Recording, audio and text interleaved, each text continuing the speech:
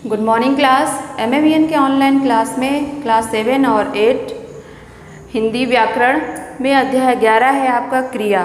क्रिया यानी कार्य, जो कार्य हम करते हैं वही उसी को क्रिया कहते हैं। क्रिया के मूल रूप को हम लोग धातु कहते हैं। ठीक है, क्रिया के मूल रूप को धातु कहते हैं। इसके सबसे पहले परिभाषा दी हुई है। जिन शब्दों से किसी काम का होना या करना पाया जाता है उन्हें क्रिया कहते हैं। जैसे पढ़ना, लिखना, मारना आदि, ये क्रिया हो गया। कोई भी काम हम करते हैं, जैसे इस समय हम पढ़ा रहे हैं, आप लोग पढ़ रहे हैं, तो कोई भी कार्य है, किसी जैसे आप सो रहे हैं, बैठे हैं, उठे, पढ़ रहे हैं, लिख रहे हैं, कुछ भी कर रहे हैं, तो वो क्रिया है। क्रिया के मुख्यतः दो भेद होते हैं। क्रिया के भेद दो आधारों पर किए जाते हैं। पहला है अकर्मक क्रिया, दूसरा है सकर्मक क्रिया। अकर्मक, आ का मतलब नहीं, कर्म मतलब जिसमें कर्म ना हो। अकर्मक मतलब कर्म रहित क्रिया। जिन क्रियाओं में कर्म नहीं होता है वे अकर्मक क्रिया कहलाती हैं। जैसे बच्चा सोता है, बालक दौड़ता है आदि। जहाँ पर हम किसी भी क्रिया के साथ जब हम प्रश्न करते हैं कि क्या प्रश्न करते हैं और किसको, अगर हमें उसका रिप्लाई नहीं मिलता है, आंसर नहीं मिलता है, तो वो अकर्मक क्रिया होती है। ठीक है, जैसे यहाँ पर अगर हम प्रश्न करें कि सोता है, बच्चा सोता है, क्या सोता है, नो आंसर।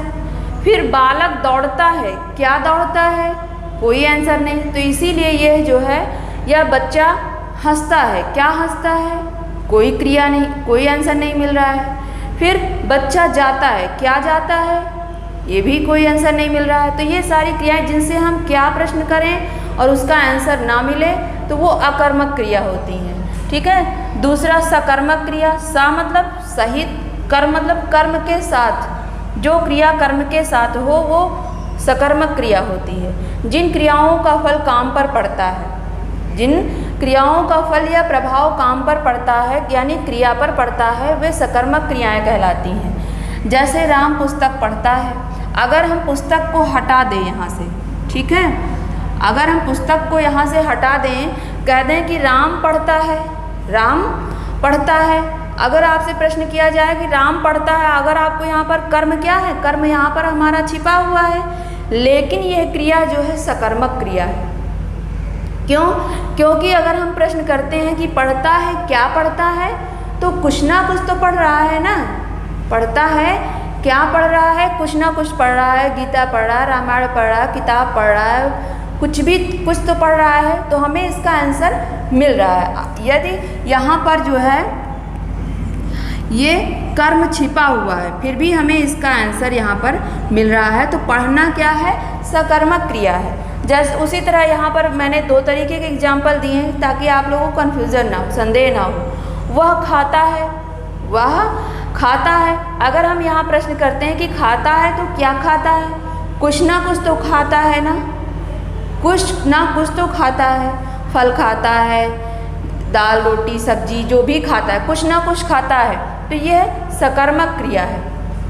रचना के आधार पर क्रिया के भेद। रचना के आधार पर मैंने यहाँ बहुत शॉर्ट में लिखा है, आपकी पुस्तक में विस्तार से दिया हुआ है, आप लोग उसको पढ़िएगा। यहाँ पर हम सिर्फ आपको समझाएंगे कि सामान्य क्रिया क्या है। सामान्य क्रिया जैसे नाम से ही पता चलती है, सामान्य क्रिया ऐसा वाक्य जिसमें एक क्रिया हो, ऐसा वाक्य जिसमें मुख्यतः एक ही क्रिया हो। जैसे लड़की हंसी, मोहन हंसता है, राम खाता है, ठीक है, जिसमें एक ही क्रिया हो, वो सामान्य क्रिया। संयुक्त क्रिया में पता चलता है जैसे एक से अधिक क्रिया जब होंगी तब संयुक्त क्रिया होगी।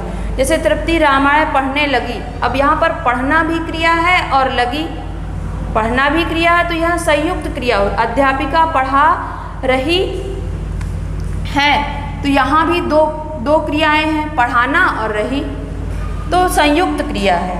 फिर तीसरा है नाम धातु। नाम धातु मतलब धातु। धातु मैंने पहले ही बताया कि धातु क्या है, जो क्रिया की मूल अवस्था होती है उसी को हम धातु कहते हैं। जैसे दो औरतें बैठकर बतिया रही हैं, दो औरतें बैठकर बतिया रही हैं, तो बैठना क्या है, ये भी क्रिया है। बतियाना, बतिया रही है, ये धातु के साथ मिला हुआ है। फिर उसी तरह प्रेरणार्थक क्रिया, प्रेरणा देने वाला, प्रेरित करने वाला, किसी काम को प्रेरित, किसी काम के लिए हमें प्रेरित करे। तो श्याम ने हरि से पत्र लिखवाया, यानी उससे करवाया, उसने उसको प्रेरणा दी। जैसे अध्यापक ने बच्चे से किताब पढ़वाई, तो पढ़वाई उससे, तो यहाँ पर प्रेरणार्थक क्रिया हो गई। तो उसके आगे भी इसमें बहुत सारे दिए हुए, जैसे अनुकरणात्मक क्रियाएं दी हुई है। अनुकरणात्मक क्रिया से ही पता चलता है, कि नाम से ही पता चलता है कि अनुकरण करना, जिस वाक्य में केवल एक क्रिया या एक क्रिया का प्रयोग होता है वह सामान्य क्रिया कहलाती है। जो क्रियाएं वास्तविक या कल्पित ध्वनि के अनुकरण के आधार पर बना ली जाती हैं उन्हें अनुकरणात्मक क्रिया कहते हैं। जैसे थपथपाना, खटखटाना, फड़फड़ाना, भौंकना आदि। जैसे अध्यापक ने विद्यार्थी की पीठ थपथपाई, तो थपथपाना क्या, अनुकरणात्मक। फिर और भी बहुत सारे इसमें दिए हुए हैं। जैसे क्लास 8 में दिया हुआ है प्रेरणार्थक क्रिया के भेद दिए हुए हैं। प्रेरणार्थक क्रिया के 2 भेद दिए हुए हैं, प्रथम प्रेरणार्थक क्रिया और द्वितीय प्रेरणार्थक क्रिया।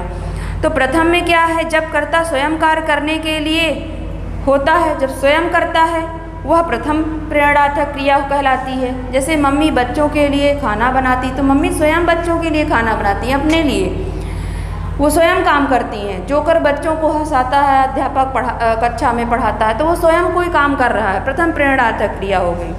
द्वितीय प्रेरणार्थक क्रिया क्या है, जब कर्ता स्वयं कार्य न करके दूसरे को कार्य करने के लिए प्रेरित करता है, तो द्वितीय प्रेरणार्थक क्रिया होती है। जैसे मैंने यहाँ पर आपसे बताया, जैसे मोहन ने सोहन से पत्र लिखवाया, तो वो उसे प्रेरित कर रहा है पत्र लिखने के लिए, तो द्वितीय प्रेरणार्थक क्रिया हो गई। जैसे देखना का दिखाना, दिखवाना, दिखाना प्रथम हो गया, यहाँ पर प्रथम और द्वितीय दिया हुआ है। पूर्वकालिक क्रिया, पूर्वकालिक क्रिया यानी मुख्य क्रिया के पहले जो क्रिया है, पूर्व मतलब पहले, मुख्य क्रिया के पहले जो क्रिया है वही पूर्वकालिक क्रिया होती है। जैसे मैं नहाकर विद्यालय गया, जैसे मैं नहाकर विद्यालय गया, मुझे पढ़कर सोना चाहिए, ठीक है। जो मुख्य क्रिया के पहले जो क्रिया है वही पूर्वकालिक क्रिया हो, जैसे पढ़कर, सोकर, जाकर, खाकर, ठीक है, ये सभी पूर्वकालिक क्रिया हैं। तात्कालिक क्रिया क्या है, मुख्य क्रिया के तुरंत पहले हुई क्रिया को तात्कालिक क्रिया कहते हैं। इसके संपन्न होते ही मुख्य क्रिया समाप्त हो जाती है। जैसे दिया हुआ है, प्रधानाचार्य के आते ही बच्चे शांत हो गए। प्रधानाचार्य के आते ही बच्चे शांत हो गए, तो आते ही वहाँ पर मतलब वो क्रिया खत्म हुई, प्रधानाचार्य के आते ही बच्चे शांत हो गए, यानी एक क्रिया खत्म हुई और दूसरी क्रिया इसके संपन्न होते ही मुख्य क्रिया समाप्त हो जाती है। यानी जो मुख्य क्रिया होती है वो समाप्त हो जाती है, वो भी संपन्न हो जाती है और वो भी संपन्न, यानी प्रधानाचार्य के आते ही बच्चे शांत हो गए, आते ही आ भी गए और बच्चे भी शांत हो गए, तो ये तात्कालिक क्रिया है। ये चैप्टर यहाँ पर आपका ख़त्म होता है, तो आप लोग अच्छे से पढ़िएगा। जो भी डाउट हो तो उसे यहाँ पर विद्यालय में जब कॉपी लेकर आएंगे तब पूछेंगे, ठीक है। बाकी सब कुछ आपके चैप्टर में सब कुछ दिया हुआ है, आप लोग संदेह नहीं करेंगे। जब चैप्टर अच्छे से पढ़ लेंगे तो अच्छे से आपको समझ में आ जाएगा। तो थैंक यू फॉर वॉचिंग।